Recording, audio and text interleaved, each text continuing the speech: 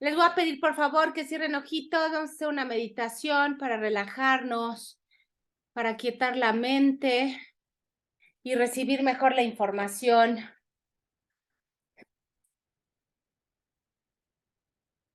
Inhalen, exhalen, aquieten su mente, vuélvanse conscientes de ese aire que entra al cuerpo y sale.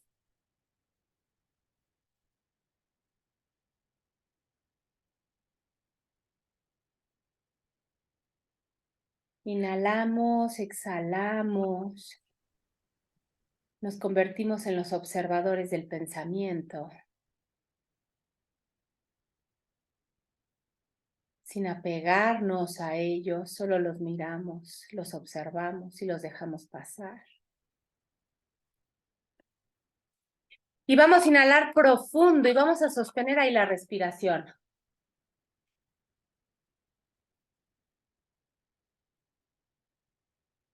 Van a visualizar una luz, un rayo que penetra por la base de su cabeza y recorre todo su cuerpo y se centra en el pecho, en el chakra del corazón. Y exhalamos fuerte, saquen todo el aire, mis niñas, no se limiten. Vamos a volver a inhalar profundo, sostenemos ahí, sentimos el calor del rayo, cómo se extiende hacia afuera y cómo envuelve el corazón. Y exhalamos.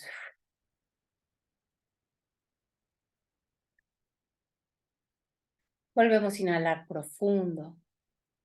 Sostenemos ahí. Visualizamos, sentimos el calor. Cómo se emite luz hacia afuera.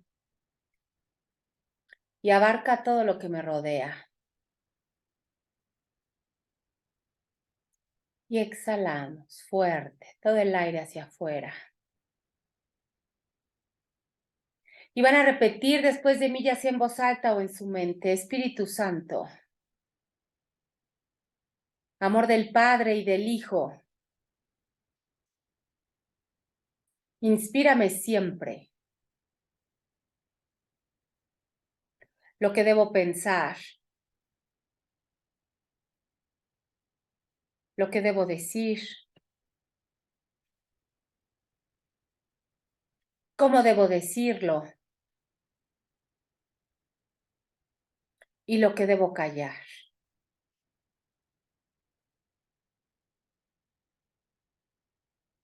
Guía siempre mi pensamiento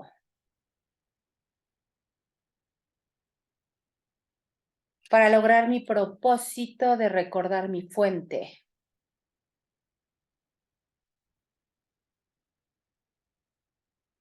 Espíritu Santo, dame agudeza para entender, capacidad para retener,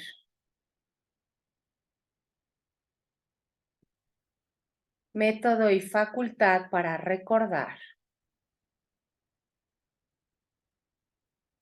sutileza para percibir, gracia y eficacia para compartir.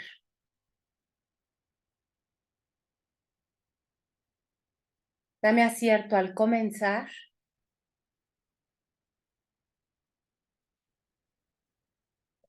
dirección al progresar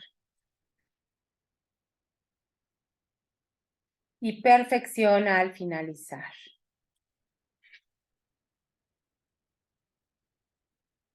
Hecho está, amén. Y así, mis niñas, con la mente aquietada, entregamos este ratito al Espíritu para que de su mano nos acompañe en el recuerdo de esta sabiduría, completamente rendidas, honestas, y así podamos manifestarla en toda nuestra experiencia, desde el amor, en gratitud y con gracia.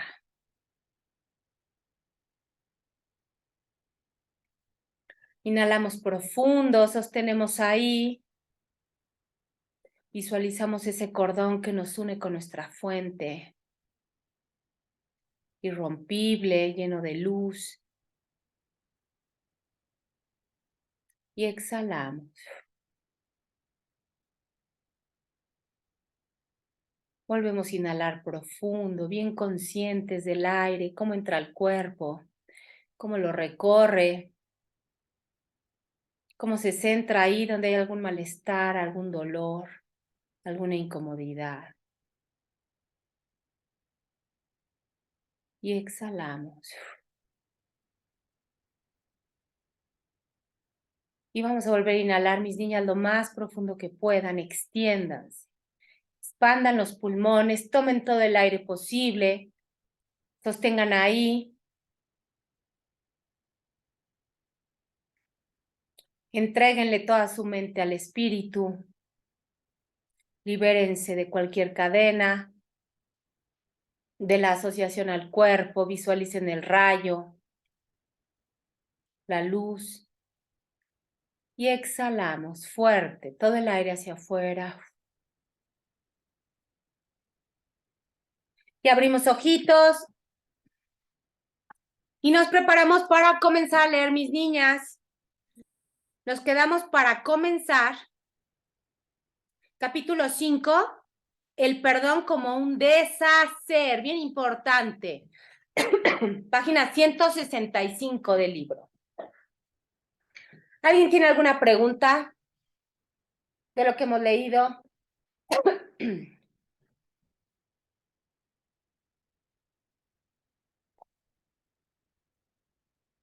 Bueno, pues ya saben. Voy a comenzar a leer. Si tienen preguntas, dudas, con toda confianza, por favor, abre el microfonito y me dicen.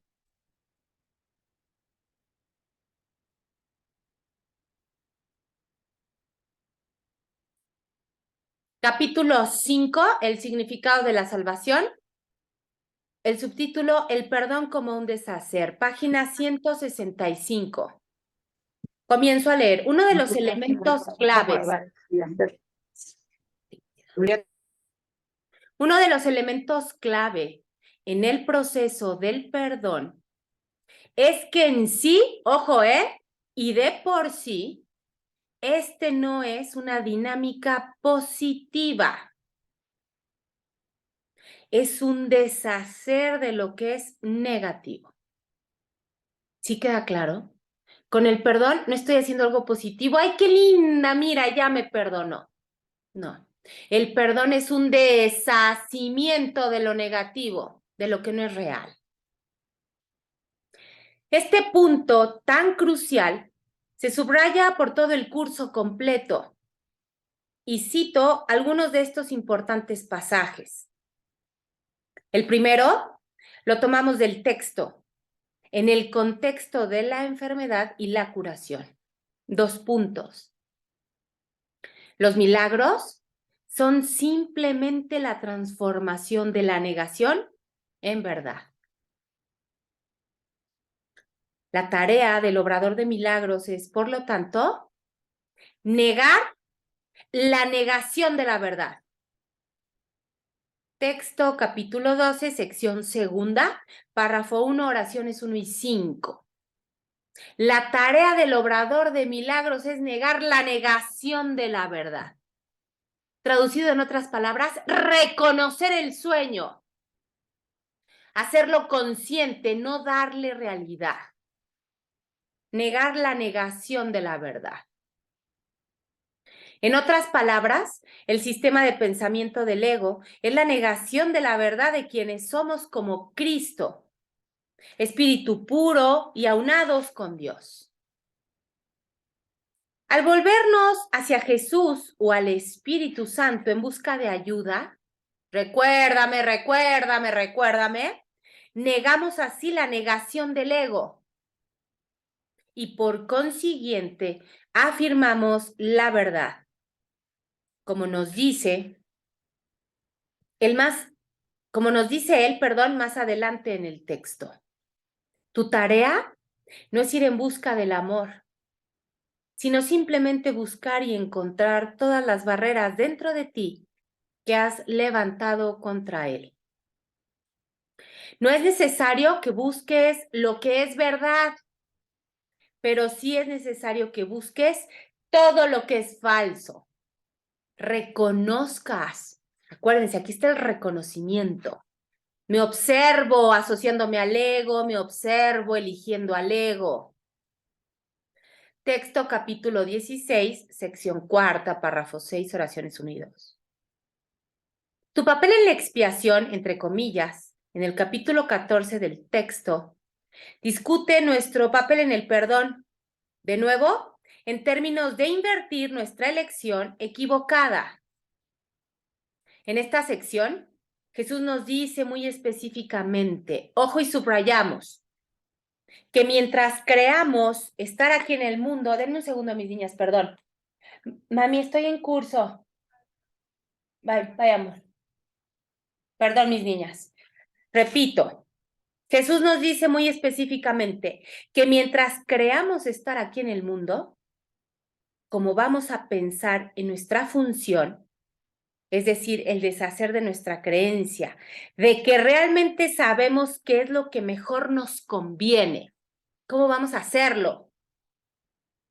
2 puntos y nos dice, antes de tomar cualquier decisión por tu cuenta, recuerda que ya has decidido ir en contra de tu función en el cielo. Y luego, reflexiona detenidamente acerca de si quieres tomar decisiones aquí. Tu única función aquí es decidir en contra de decidir qué es lo que quieres. Esto va bien subrayado. Parece trabalenguas, reconociendo que no lo sabes. No entiendo nada. Segundo paso del proceso, reconocimiento. Primero, no entiendo nada. Segundo, texto capítulo 14, sección cuarta. En la última pregunta que queda por contestar, entre comillas, en el capítulo 21 del texto, Jesús nos enfrenta a 4 preguntas, la última de las cuales es la más crítica, que dice, ¿deseo ver aquello que negué porque es la verdad?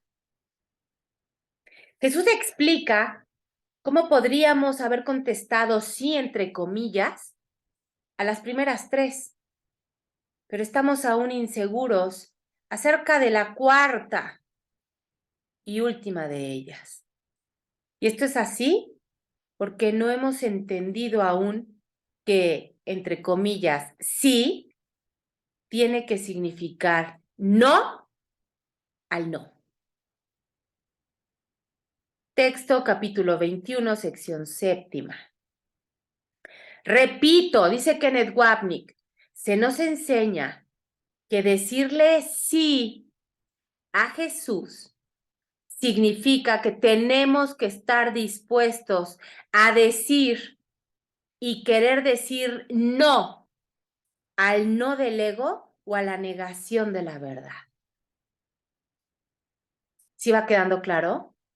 Es decir sí a Jesús es decirle no a la negación de la verdad del ego.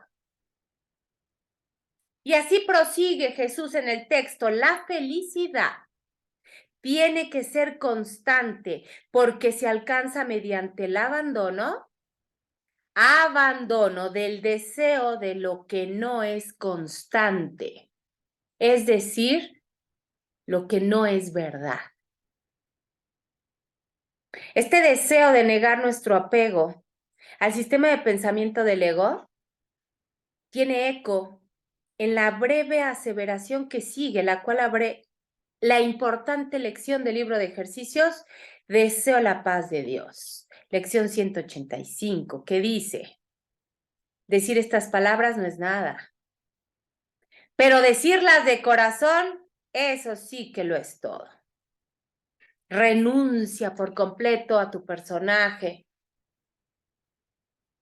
El capítulo 28 comienza con estas líneas que también proveen una hermosa definición del milagro. El milagro no hace nada. Lo único que hace es deshacer y de este modo cancela la interferencia a lo que se ha hecho. No añade nada, sino que simplemente elimina. Esto, si se fijan, es una repetición de lo que leímos al principio. Aquí no es ir en busca de algo. El perdón no es algo positivo, una actitud positiva, es el deshacimiento mental.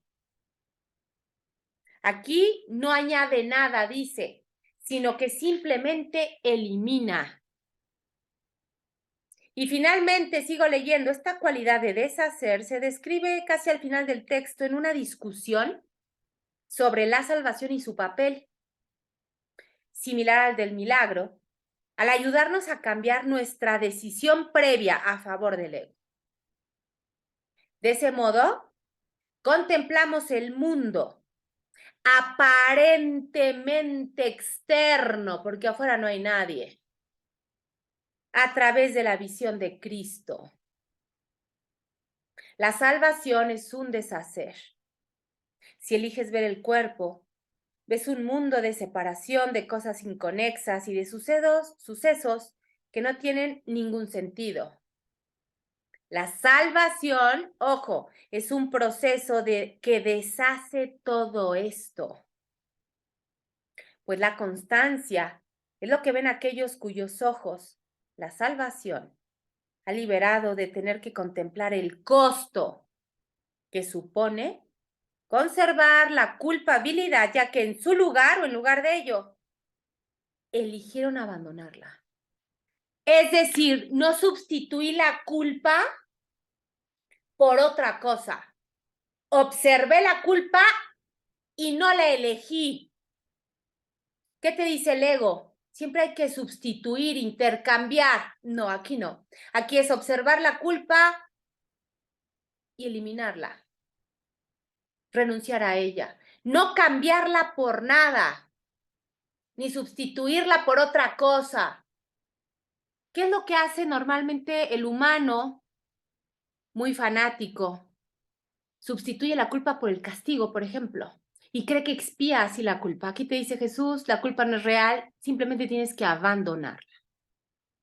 ¿Sí? ¿Vamos bien hasta aquí? Y sigue el texto, la salvación no te pide que contemples el espíritu y no percibas el cuerpo. Bien importante, ¿eh? Negar el cuerpo, no. Yo no vengo a negar el cuerpo. Simplemente la salvación te pide que esa sea tu elección. Asociarte al espíritu, no al cuerpo.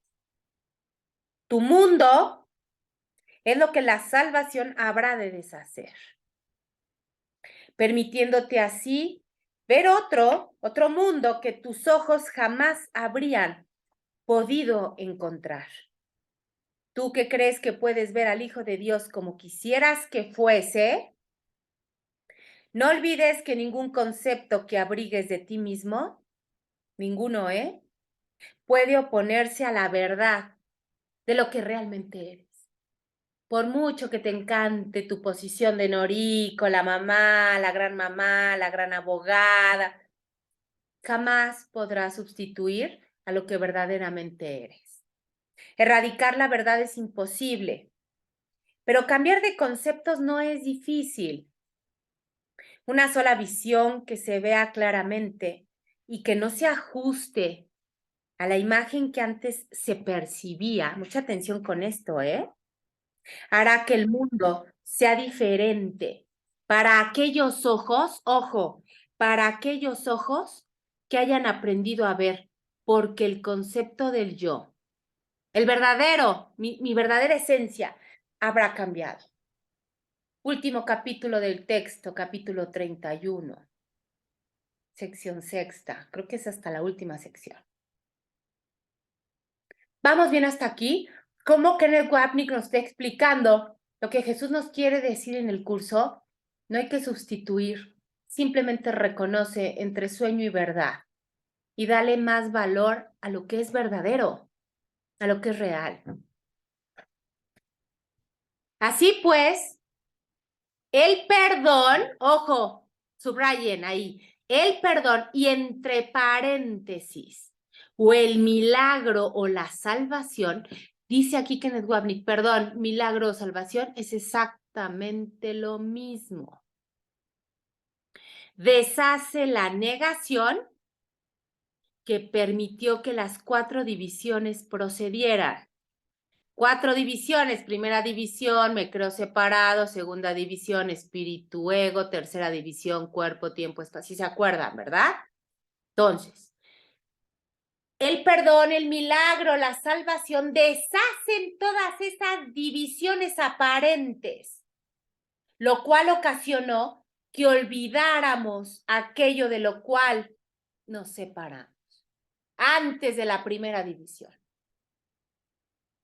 En este pasaje muy revelador acerca del sueño, Jesús explica que es exactamente el papel específico del milagro y por implicación lo que éste no es. Al explicar una cosa, lo opuesto se explica solo, ¿estamos de acuerdo? Y dice, en realidad no ha ocurrido nada, excepto que te quedaste dormido y tuviste un sueño en el que eras un extraño para ti mismo y tan solo una parte del sueño de otro. La mente dividida. El milagro no te despierta, sino que simplemente te muestra quién es el soñador. Cambio de percepción, milagro, cambio de percepción. El milagro opera en el sueño. Por eso dice, el milagro no te despierta. El milagro opera en el sueño para que observes al soñador, al tomador de decisiones. Te enseña que mientras estés dormido, puedes elegir entre distintos sueños, ¿sí o no? Acuérdense, segunda división. Ya el tomador de decisiones, tercer elemento de esa segunda división, decido al ego, decido al espíritu, dependiendo del propósito que le hayas adscrito a tu soñar. ¿Qué propósito? Despertar, recordarte, dar amor, es un sueño, sufrir, ser víctima. Me encanta eso de la víctima. El soñador de un sueño no está despierto y tampoco sabe que sueña, ¿sí o no? El milagro establece que estás teniendo un sueño y que su contenido no es real. Fundamental que entendamos esto. El milagro establece que estás soñando y que ese sueño no es real. No te está despertando, no te está empujando, no te está iluminando. El milagro lo que hace es que te des cuenta del sueño. Este es un paso crucial a la hora de lidiar con ilusiones. Nadie tiene miedo de ellas, ¿sí o no? Cuando se da cuenta de que fue él mismo quien las inventó. Claro, ay, yo estaba soñando que me perseguía un perro y que me arrancaba el brazo. Ay, qué loco sueño. Solo fue un sueño. Lo que mantenía vivo al miedo era que él, ojo, no veía que él mismo era el autor del sueño y no una de sus figuras. Texto capítulo 28, sección segunda. Un curso de milagros puede verse como una llamada, subrayamos fuerte. El curso de milagros puede verse como una llamada que se nos hace desde afuera del sueño de separación y juicio a que cambiemos de mentalidad mediante el perdón y el milagro. Y así, ocupando el milagro, logremos despertar a nuestra verdadera realidad. Como nos enseña Jesús, una afirmación que muy fácilmente él pudo haber hecho acerca de sí mismo y una afirmación que desarrollaremos más adelante o más detalladamente en el capítulo 6. El final del sueño es el fin del miedo, pues el amor nunca formó parte del mundo de los sueños. Capítulo 28, sección tercera. La resistencia, ojo, muy común a este proceso es enorme. ¿Sí o no?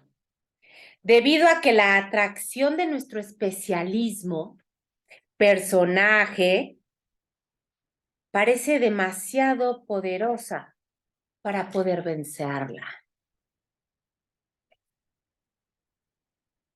El lector quizá recuerde nuestra discusión de la alegoría de la caverna de Platón en el capítulo anterior, en la cual los prisioneros asesinan a la figura de Sócrates en lugar de despertar, entre comillas, de su realidad sombría a la luz de la verdad. Que es cierto. Mas, sin embargo, Jesús explícitamente afirma, explícitamente, que Él no puede despertarnos sin nuestra ayuda. ¿Cómo quieres entrar en conciencia si no tomas el curso de milagros? Diría Noriko, su ego. La cual se refleja en nuestra decisión de cambiar voluntad, pequeña dosis de buena voluntad, nuestras mentalidades. En un pasaje muy importante al comienzo de la dinámica del ego, entre comillas, Jesús lo pone muy en claro. Retornaremos a este pasaje más adelante, pero por ahora basta con señalar la expresión de Jesús sobre nuestro importante papel.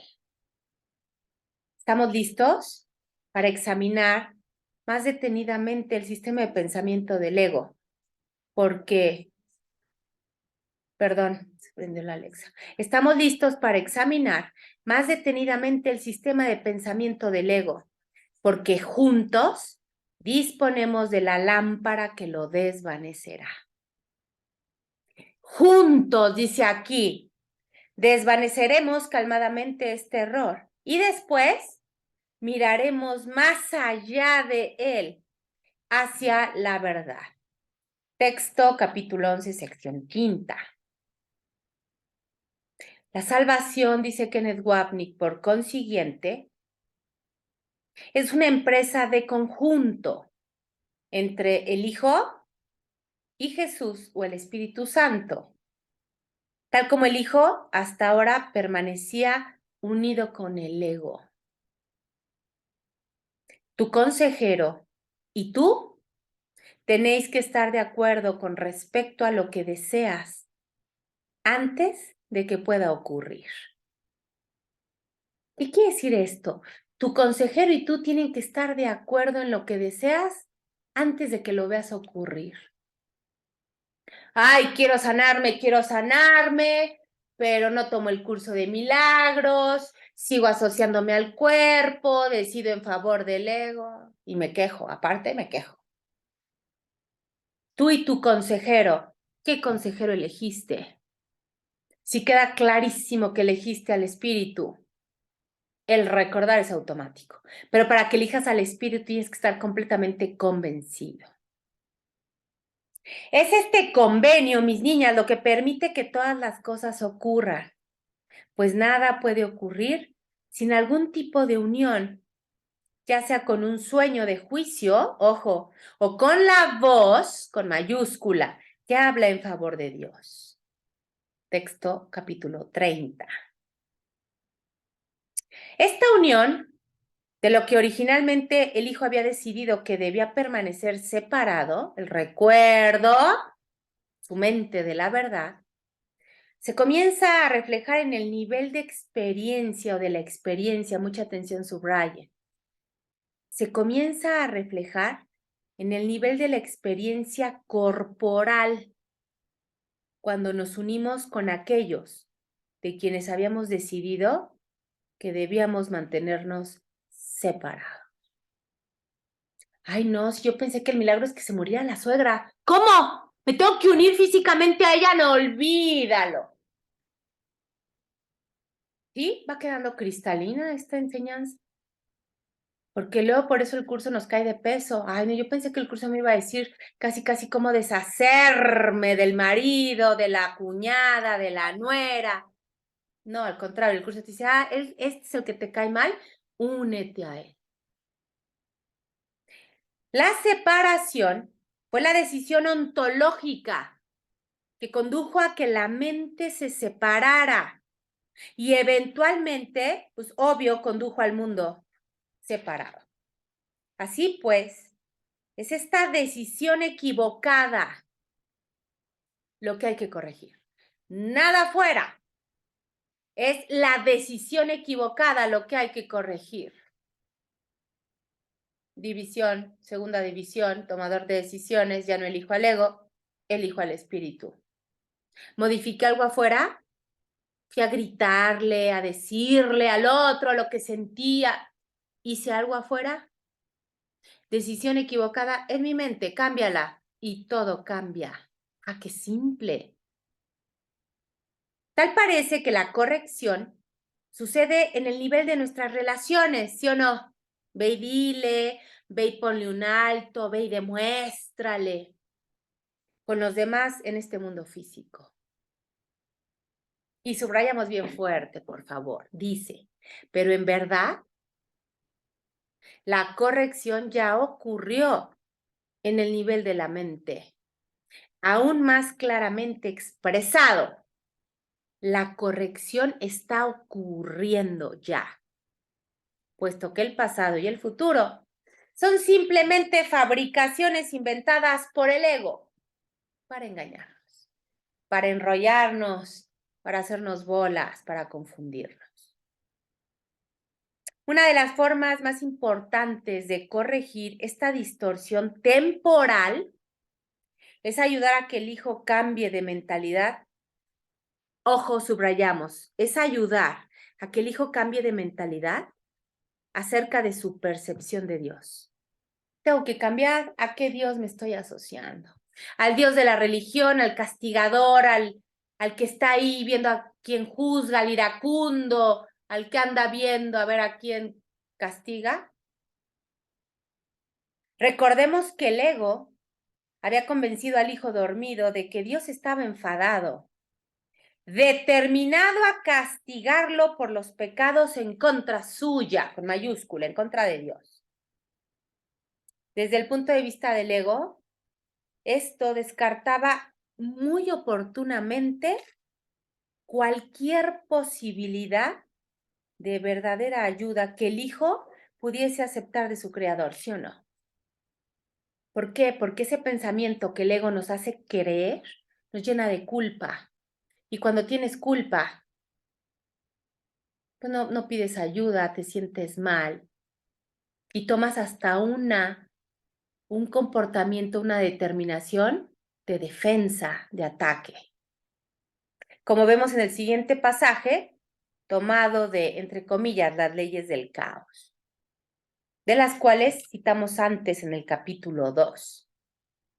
Dios tiene que aceptar la creencia que su hijo tiene de sí mismo y odiarlo por ello. Observa cómo se refuerza el temor a Dios por medio de esto. Ahora se hace imposible recurrir a Él, obviamente en momentos de tribulación, pues Él se ha convertido en el enemigo, entre comillas, que la causó. Y no sirve de nada recurrir a Él. Ahora, el conflicto se ha vuelto inevitable e inaccesible, obvio, a la ayuda de Dios. Pues ahora la salvación jamás será posible, ya que el Salvador se ha convertido ahora en el verdugo, en el enemigo. No hay manera de liberarse o escapar. La expiación se convierte en un mito y lo que la voluntad de Dios dispone es la venganza, no el perdón. Desde ahí, donde todo esto se origina, no se ve nada que pueda ser realmente una ayuda. Solo la destrucción puede ser el resultado final. Y Dios mismo parece estar poniéndose de parte de ello para derrotar a su hijo. Un ejemplo cristalino de esto, las oraciones en masa o en cadena o en esas cosas. Vamos a orar para la salvación o para que se recupere un enfermo de cáncer. Oramos y al otro día se muere o pasan 2 meses y sigue con cáncer. O sea, ¿qué Dios le rezaron? ¿No? ¡Qué poca! ¿Sí queda claro el ejemplo, mis niñas? ¿A qué Dios nos estamos asociando? A un Dios que a pesar de ser justiciero, vengativo, iracundo, castigador, aún así le seguimos pidiendo cosas, porque estamos asociados desde el personaje a eso. Sigo leyendo, texto capítulo 23. Comenzamos así el proceso de la salvación, cuestionando la voz del ego, al darnos cuenta de que sus enseñanzas, obvio, son dementes y contradicen lo que tiene que ser la verdad. Esta es una expresión de la pequeña dosis de buena voluntad que Jesús nos enseña, que es todo lo que la salvación nos pide. Nada más, esa pequeña dosis de buena voluntad. Es el feliz reconocimiento de que hemos estado equivocados, pero de que hay uno con mayúscula, pero de que hay uno en nuestro interior que tiene la razón. Una vez que has decidido que no te gusta cómo te estás sintiendo, que podría ser más fácil que continuar con, y por lo tanto, espero haber estado equivocado. Esto mitiga la sensación de resistencia. Mis niñas, aquí todas lo han vivido. No continuamente, no diario, pero todas hemos pasado por esta sensación de mitigar la resistencia. Es un estado de rendición total desde el alma, convencidas. Y te recuerda que no se te está forzando a que aceptes ayuda, sino que esta es algo que deseas y necesitas porque no te gusta cómo te estás sintiendo. Y me encanta cuando esta sensación, este sentimiento que no me gusta, aparece exactamente después de haber hecho algo que el ego te dijo que hicieras. Ah, esas me fascinan. No, tú ve y dile lo que piensas. Y vas y se lo dices así con la boca llena. Ya se lo dije. Y a la media hora, a la hora en la noche, dolor de cabeza, ansiedad, me siento mal, traigo acá un vacío. Esta ínfima apertura bastará para que puedas seguir adelante y dar los pocos pasos que necesitas para dejar que se te ayude. Ahora has llegado a un punto crucial porque te has dado cuenta de que saldrías ganando, mucha atención, si lo que decidiste no es como tú pensabas. Honestidad. Esa honestidad que incomoda, que me saca de la zona de confort, que al ego no le gusta. Esa honestidad. Lo que decidiste no es como tú pensabas. Hasta que no llegues a este punto, creerás que tu felicidad depende de tener razón. Oh, qué triste de aquellos que creen, luchan y pelean por tener la razón. Pero por lo menos has alcanzado ahora un cierto grado de sensatez. Te has dado cuenta de que sería mejor para ti que estuvieses equivocado. Ah, qué libertad se siente cuando dices, gracias porque esto no es como yo quería, pensaba, deseaba que fuera. Gracias. ¿Sí vamos bien, mis niñas? ¿Sí va quedando claro? Esto hay que volverlo a leer, ¿eh? Texto capítulo 30, sección primera. Ahora comenzamos a darnos cuenta que la voz del Espíritu Santo sí tiene sentido en verdad. Y lo más conveniente para nosotros es escuchar sus enseñanzas de perdón en lugar de las del ego. Claro, ese es un primer paso, no quiere decir que ya lo voy a hacer siempre, pero por lo menos a nivel mental, pensamiento, ya considero que elegir al ego no es tan buena idea. Hasta aquí hemos discutido la salvación más en el nivel metafísico u ontológico como una corrección de la mente del hijo en términos de que éste tome una decisión diferente. ¿Sí quedó claro? Salvación en función del sentido ontológico, metafísico, elijo otra cosa, decido de nuevo. Sin embargo, uno de los aspectos únicos de un curso de milagros es su integración, por supuesto. Para mí, quizá de las únicas filosofías. Su integración de lo metafísico a lo práctico, las lecciones. Por eso te dice el curso. Sin lecciones no hay texto. El texto es la base teórica. Sin las lecciones, ¿cómo vas a manifestar la teoría? Mediante lo cual aprendemos la lección de cómo reconocer, reconocimiento, primer paso, que ya estamos unidos con aquellas personas específicas a quienes habíamos decidido antes mantener separadas. ¿Cómo ya estoy unida a ella? Wow. ¿Cómo sé que ya estoy unida a ella? Porque me caga, porque la quiero desaparecer de mi guión, de mi camino, de mi mundo. Ahí, ese es el parámetro para decir, estoy unida, cual un ser con ella. Bien fuese en la forma de una relación de odio especial, la suegra que no soporto, o en la forma de una relación de amor especial, mi hijo. El amor especial se ve mucho en los hijos, en los padres, en los esposos, en las amistades. Este perdonar a otros y finalmente, como afuera no hay nadie, es perdonarnos a nosotros mismos, constituye el proceso de salvación del curso. ¿Sí se fijan cómo nos está poniendo Kenneth Wapnick casi el orden? La salvación es que te perdones a través del otro, pero primero tienes que reconocer al otro. ¿Cómo reconozco al otro? Por la emoción que me genera. No, pero es que el ego me dice, yo lo quiero separado, lejos de mí, no lo soporto, me está haciendo daño. Ah, ese es el parámetro para unirme más a él.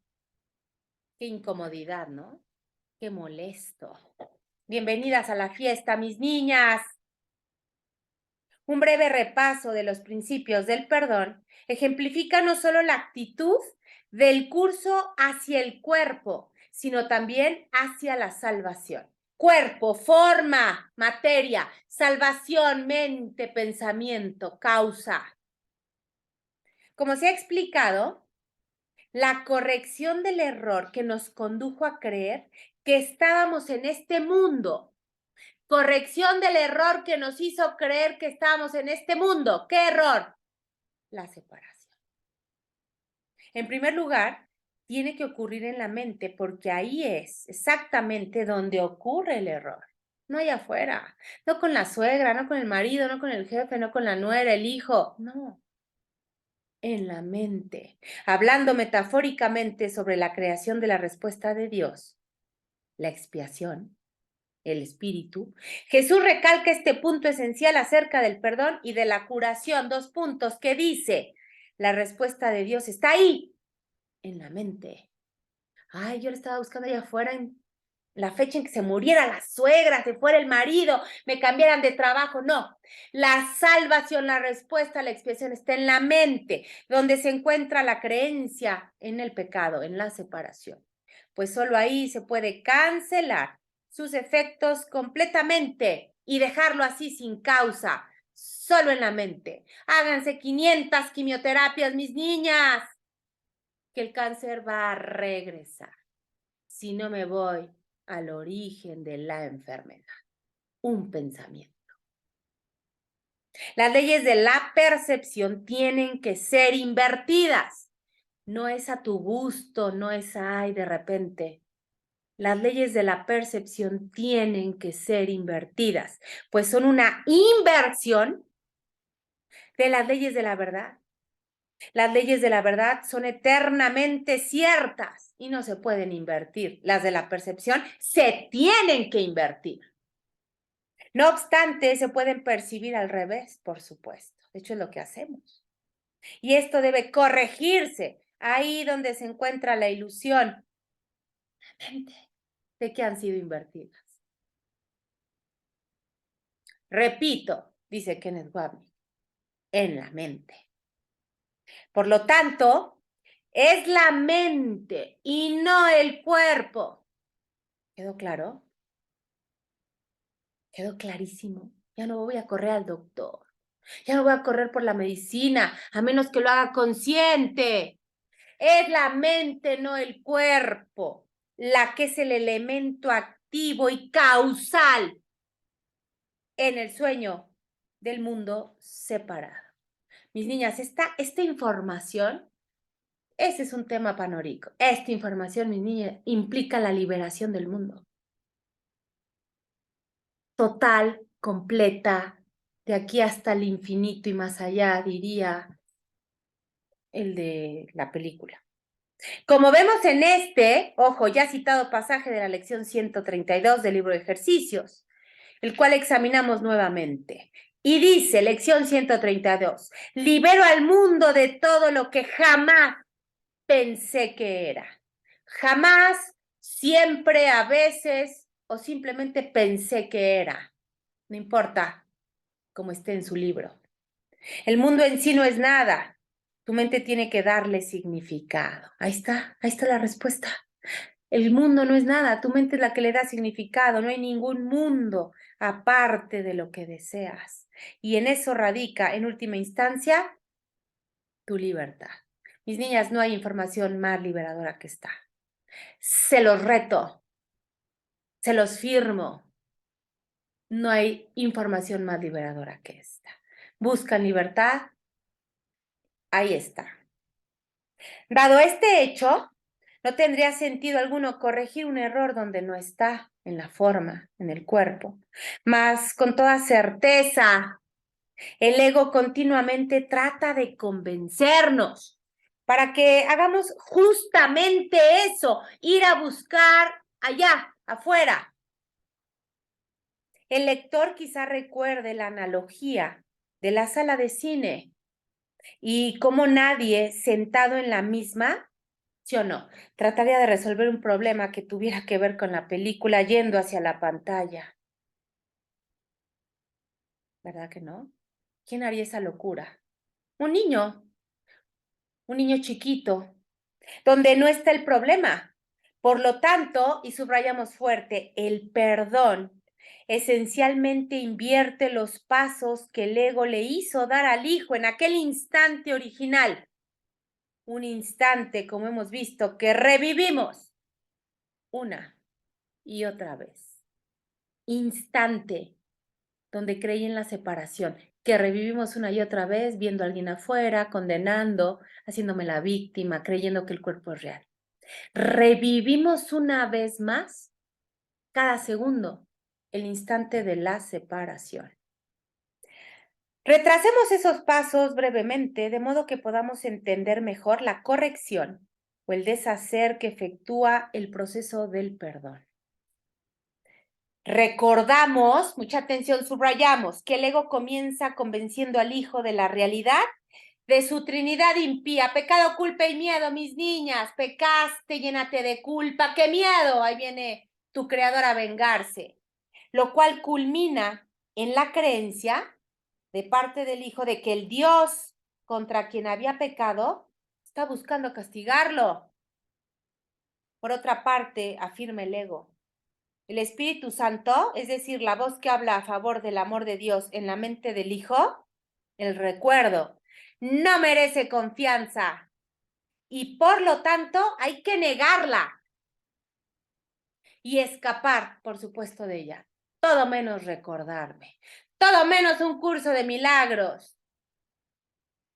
El ego, por lo tanto, ha convencido al hijo eficazmente, efectivamente, para que niegue el papel que ha jugado en instigar su versión de la ira, ojo, entre comillas, de Dios. A saber, que él atacó a Dios primero. ¿A qué se refiere esto? A la negación de Dios. Te niego, me separo, me hago forma, creo en la materia. y fabrico un sueño. Tú fuiste el primero que negó a Dios. La dinámica procede de esta manera. Mucha atención, subrayamos fuerte. Al proyectar este pecado sobre Dios, el sé, acuérdense, el sé, el hijo cree ahora que Dios lo está atacando. ¿Por qué te lo llevaste? ¿Por qué me hiciste eso? O más simple, si Dios quiere, y muy injustamente, o sea, me está atacando y aparte injustamente, de ese modo el pecado y la culpa se niegan primero y luego se proyectan. Esta dinámica tiene que estar muy clara en nuestras mentes, mis niñas. Yo ya no veo igual afuera. Puede ser que elija el ego, pero ya veo distinto. Culpa, miedo y luego proyecto. Recordamos aquí nuestra discusión de las divisiones en el capítulo 3. ¿Ok? Si se acuerdan, divisiones mediante las cuales, y seguimos subrayando, al separarse del Espíritu Santo, al elegir al ego, el hijo cree en la realidad de su pecaminoso y culpable yo, el tomador de decisiones, acuérdense. Y así, para poder escapar del dolor de este yo, tiene que apartar el pecado. Lo niego, no lo observo, lo tapo, de tal modo que lo proyecto, lo aviento allá afuera sobre un nuevo yo, el sé, al cual percibe fuera de sí mismo y como recipiente obvio de su pecado. De ahí que todo lo que veo afuera proviene de acá adentro, mis niñas, no se espanten, solo reconózcanlo. De esta manera, ahora él se ha vuelto aparentemente libre de pecado. Un nuevo yo ve que ha sido, entre comillas, ojo, entrecomillado, lavado de todo su pecado de antaño. Claro, ya lo proyecté, ya lo aventé afuera, ya no es mío, fuchi. Pero cómo me molesta cuando lo veo afuera. Los pasos que siguen luego de esta proyección inicial consisten en que, ojo, primero, el hijo se fragmenta en incontables pensamientos fragmentarios y luego, para proyectar estos pensamientos de separación de su mente, fabrica, entre paréntesis, o crea falsamente un mundo físico y un cuerpo con el cual experimentar ese mundo como separado e independiente. De la mente, obvio que lo fabrico. Todo esto se va de tarea, mis niñas. Y sí, perdón, pero lo van a hacer. Con esta información, desde que empezamos a leer la dinámica, me van a hacer un cuadro sinóptico, una relación, para que la dinámica les quede clarísima, para que no haya excusa de con él se aplica, pero con esta no. No, mis niñas, esta es una dinámica que no distingue géneros, clases, horarios, estados de ánimo, ni físicos, ni nada. Es una dinámica inconsciente que opera automáticamente desde mi mente separada.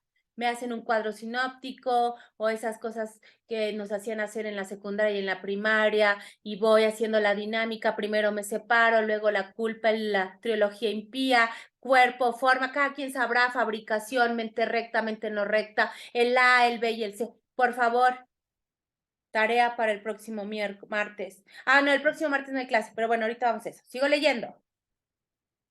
El ego reconoce que si el hijo recordase que él fabricó el mundo, también se daría cuenta de que era ilusorio y de que fue diseñado ese mundo para ocultarle su pecado y su culpa, sin mencionar la presencia de amor en su mente, la cual, recuérdame, erradicaría el pecado mediante el perdón de lo que más me gusta, nunca ocurrió.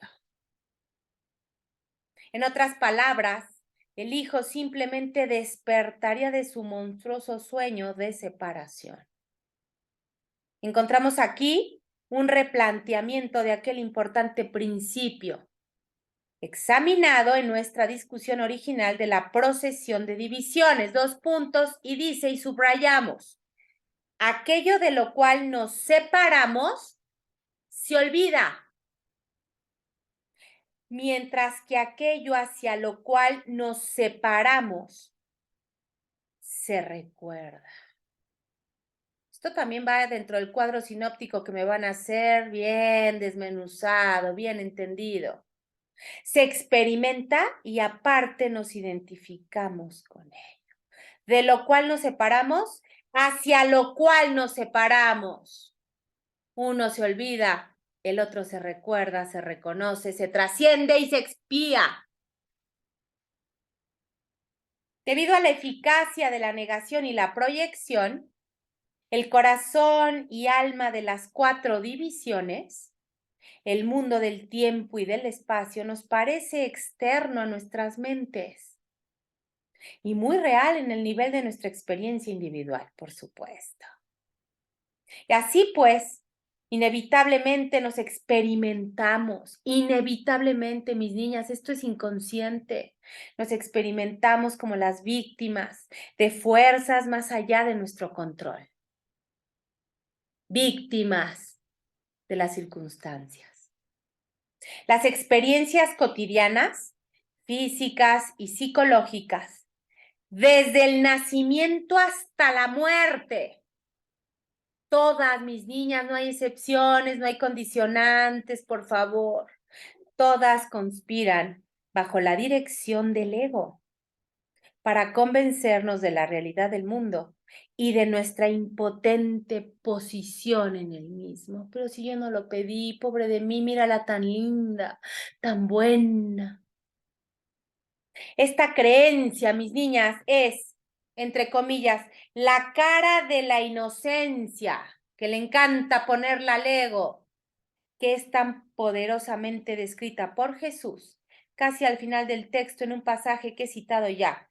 La cara que está con frecuencia arrasada de lágrimas ante las injusticias que el mundo comete contra los que quieren ser buenos y generosos. Este aspecto de nuestro concepto del yo, puro personaje, mis niñas, puro personaje, nunca lanza el primer ataque. Como si es bien linda y bien buena. Pero cada día, mucha atención, pero cada día, cientos de incidentes sin importancia socavan poco a poco su inocencia, provocando su irritación e induciéndolo finalmente a insultar y abusar descontroladamente. La burra no era arisca, la hicieron a patadas y cantidad de frases estúpidas que justifican mi decisión equivocada. Texto capítulo 31. Este, pues, es el plan del ego para su propia salvación. La cara de inocencia, plan del ego para su propia salvación. Qué tan buena y linda eres, qué tanto aguantas y resistes, qué tan guerrera eres. Tanto. Más bien es para tu aniquilación, ¿no? Claro, por supuesto. Como tu ser auténtico, el ego busca aniquilarte conforme vayas defendiendo tu personaje, tu cara de inocencia. Qué tan lindas y buenas son, qué tan guerreras son, el mismo nivel en cómo aprecian el ego. Mantener, pues es el plan del ego para su propia salvación, mantener la separación, pero no el pecado concomitante. Ojo, una meta que logra, ojo, negando su parte en la fabricación del mundo y del cuerpo. Y luego proyectando la responsabilidad por ello sobre el mundo, sobre otro cuerpo, sobre otro personaje o sobre tu propio cuerpo. Ahora parece que lo que nosotros en verdad le hemos hecho al mundo se nos está haciendo a nosotros. 2 puntos. El mundo no hace sino demostrar una verdad ancestral. creerás, ¿cuál verdad? 2 puntos. Creerás que otros te hacen a ti exactamente lo que tú crees haberles hecho a ellos. Verdad ancestral. Y una vez que te hayas engañado a ti mismo culpándolos, no verás la causa de sus actos. Causa de sus actos. Esto es un ejemplo muy dual, pero ayuda en función de práctica. Fuera no hay nadie, ¿ok? No verás la causa de sus actos porque desearás, esto es muy duro, mis niñas, desearás que la culpabilidad recaiga sobre él. Todo menos recuérdame que eso que la vida me ha dicho que merecen, les caiga. Ustedes pueden entender, esto es lo más irracional, lo más incongruente que existe. Cuando vemos que alguien hace algo que para mi parecer es malo, deseo que le pase algo malo como causa, como efecto, como castigo de eso que yo considero malo. Mucha atención, mis niñas. Esto es muy duro, pero esto es completamente real. Texto capítulo 27, sección 8. Por supuesto, lo que se ha salvado, entre comillas, ha sido el ego. Mientras la mente del Hijo de Dios permanece en aparentes cadenas, aprisionada por poderes contra los cuales él, el Hijo, cree que no puede hacer nada. La verdadera salvación comienza ahora, donde la abandonó el ego y va en dirección opuesta, por completo opuesta, mis niñas, como dice el curso. Este mundo está repleto de milagros. Se alza en radiante silencio junto a cada sueño de dolor y sufrimiento. Mucha atención. De pecado y de culpabilidad. Representan la alternativa al sueño, la elección de ser el soñador en lugar de negar el papel activo que has desempeñado. Papel activo, que has desempeñado en la fabricación de ese sueño. Los milagros, mis niñas, son los felices efectos, subrayamos, felices efectos de devolver la enfermedad, es decir, la consecuencia, a su causa. El cuerpo se libera porque la mente reconoce lo siguiente, 2 puntos, y agarro mi plumón más fluorescente. Nadie me está haciendo esto a mí, sino que soy yo quien me lo estoy haciendo a mí mismo, a través del otro. En este sueño necesito otro. Y así la mente queda libre para llevar a cabo otra elección. En mi mente, no allá afuera, una mente completamente dormida, irracional, llena de ego, está esperando que el otro cambie, que el otro desaparezca, que el otro se modifique. Eso ya es palitos 1, kinder, reprobado aparte. A partir de ahí, la salvación procederá a cambiar el rumbo de cada paso que jamás se haya dado en el descenso hacia la separación, hasta que lo andado se haya desandado, la escalera haya desaparecido y todos los sueños del mundo hayan sido deshechos. Capítulo 28. Ahora nos dice Kenneth Wapnick que estamos listos para examinar con mayor profundidad los pasos del perdón que la salvación lleva a cabo en la invertir del descenso del ego hacia la locura de la separación. Aquí le vamos a dejar, mis niñas. Esto lo tienen que volver a leer. Repásenlo, por favor. Hagan ese cuadro sinóptico o una relación como ustedes puedan y sepan, desmenuzando, desarrollando la dinámica del ego desde la primera división. Pongan las 4 divisiones y cada una de las divisiones desbarátenla, descríbanla, desmenúcenla, tomando experiencias propias, hasta pongan, no es para que me lo enseñen o lo manden, pongan, ay, aquí en esta la suegra, el hijo, la nuera, el cuñado, el jefe, o sea, pónganlo en sus experiencias, desmenucen todo esto. esta sección que hemos visto, el deshacimiento del perdón, el perdón como lo que realmente es bien importante. Estúdienlo. La semana que entre, Semana Santa. Nos vemos hasta la otra semana. Disfruten su Semana Santa, pásensela bien. Ya saben aquí todas, qué es realmente la Semana Santa. Y no es la crucifixión, sino es la entrega, el regalo de las azucenas. Azucenas, entendiéndolos como el perdón. ¿Qué mejor manera de llevar a la práctica el ramo de azucenas que entender cómo se lleva a cabo el deshacimiento para lograr el perdón? Las amo, muchísimas gracias, hagan una excelente semana, cualquier cosa estoy en el chat, las veo las veo algunas mañana, otras las veo en 15 días, ¿ok? Muchas gracias. Gracias, Noriko. A ustedes, Bye, mis bye. niñas. Adiós, gracias, Noriko, bye. A ti, Liz, Bye. bye.